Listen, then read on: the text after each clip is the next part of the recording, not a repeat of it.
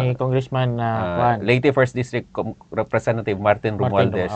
Giduso niya ang House Bill number 7942 o ang gitawag na Cancer Risk Screening and Awareness Act.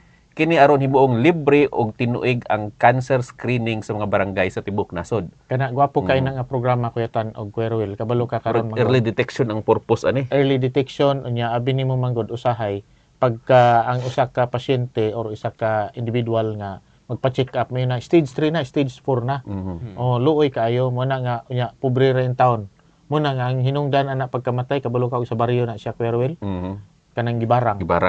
Kaya wala na balaan. Mo na nga tama na ako ganahan ko ana nga kuan hopefully Congressman Martin Romualdez sir kuan na. Kao ba niya ang kuan tambayayong niya ang kining tingog party list si Congressman Asidre. Jude Asidre.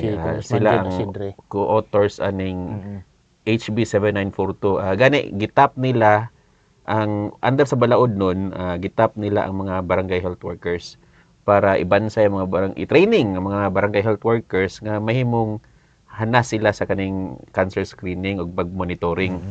Mo na ilang ginahimo. Tapos ang LGU ug ang DOH mo sila magtinabangay para moabaga sa gasto. Uy, okay kaayo no. So manghinaot nga makapasar na mahimo ng balaod nun para ma-implementar sa tibok Pilipinas. Og number 1 dia mga tabangan ang ato mga kababayan in town nga dili maka-afford moadto magpa-check up sa doktor, magpa-MRI nga mahal kay bayro nun. Kay tungod kay naa nga balaod, libre. Imagine mo na. Gani itong niaging tuig ko ha. Si katong speaker pa ni si Congressman Martin Romualdez.